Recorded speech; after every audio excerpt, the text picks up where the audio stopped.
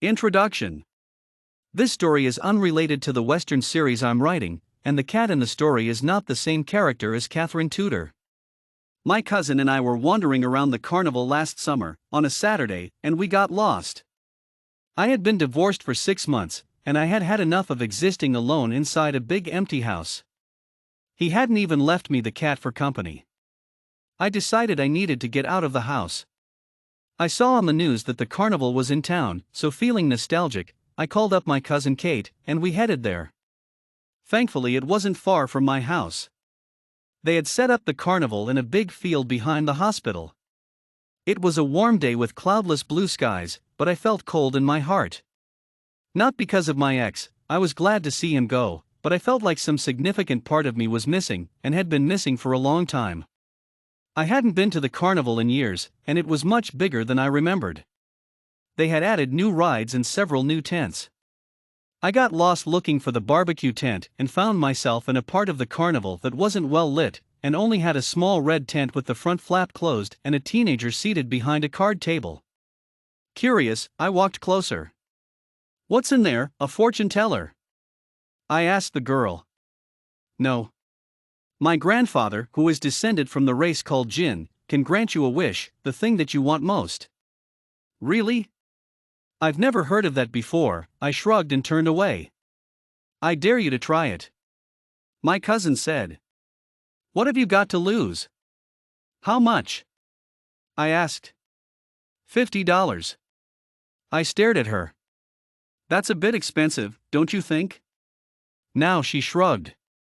"How much is your heart's desire worth to you?" To this day, I don't know why I did it.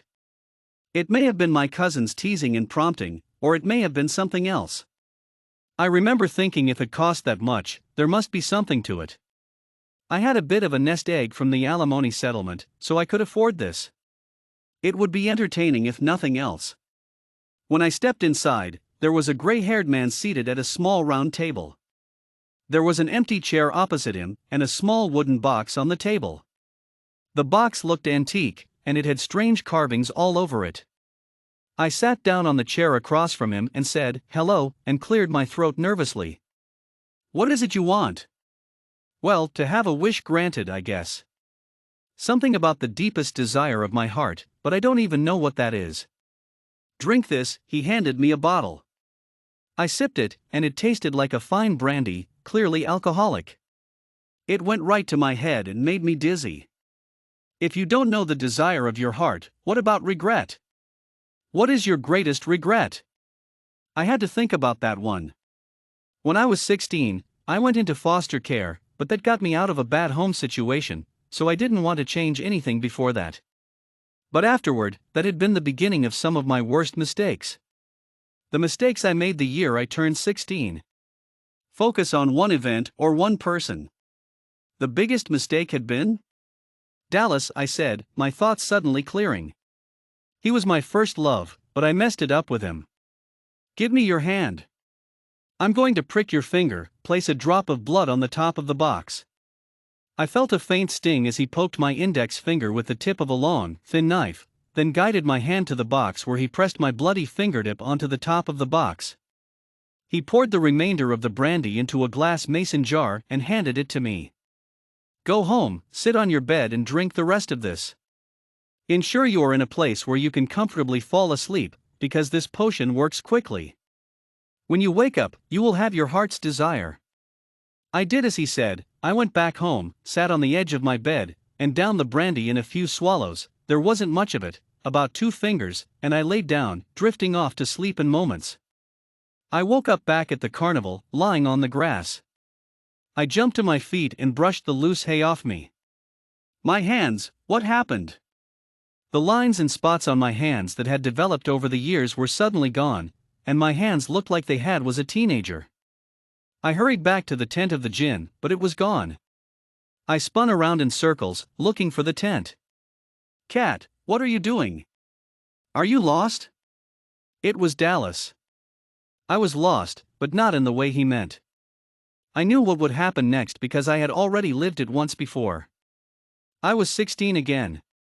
This had been my first time at the carnival in many years. I used to come here every year with my dad and sister, but that changed when we had to leave my grandma's house, and it was just the three of us. Dad worked all the time, and things just went from bad to worse. I felt lost, not just at this carnival, but in my entire life. Ninth grade in a new school.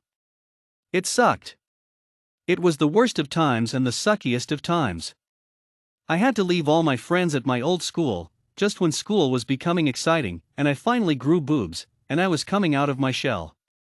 My home life was terrible. I didn't want to be at this new school, so I wasn't in a reasonable frame of mind to make new friends, and it showed, so I was shunned and labeled a loser.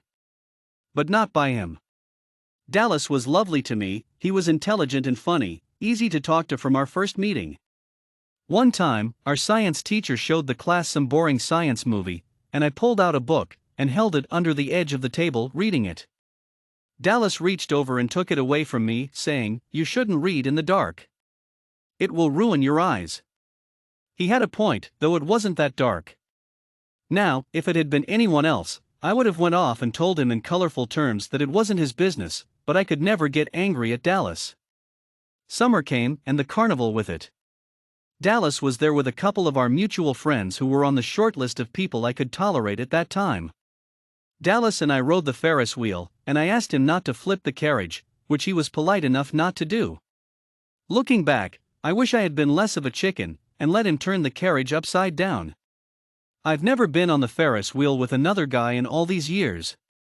He invited me back to his house, which I jumped at. I was in foster care at the time and dying to get out and live on my own. I went to his house and smoked weed with Dallas and his friends. I'd never seen eyes so blue, like the song Magic Man by Heart. "Come on home, girl," he said with a smile. "You don't have to love me yet, and let's get high a while." Sigh. Dallas was tall, blonde, and blue-eyed. Those beautiful eyes revealed a soul that was equal parts angel and villain. He set the standard for every guy I would date after him, and none of them could hold a candle to him. I did love him right away. It was a blissful 6 months that we dated until I screwed it all up, because I was all messed up myself. I broke a beautiful thing with my immaturity. The following year I had to transfer to yet another school. After I graduated, I saw Dallas around a few times until he moved to a different state. Thank God for the invention of social media. I found him again, not long ago, when he showed up in a People You May Know alert. He's been married and divorced, as have I. Though our moment has long passed, and we are in committed relationships with other people. Dallas was my first love and always will be. Even after 25 years, I still love him, and I'm thankful for his friendship. Oh yeah, and his eyes are still just as blue as ever. He has gotten better with age. I've never wished to live any part of my life over again, except for him. If I could travel back in time and change the choices I made, he alone would be worth the effort. Now, it appeared I had what many people wish for but rarely get the opportunity: to go back and undo a tragic mistake. I took a deep breath. I'm not lost. I was looking for you.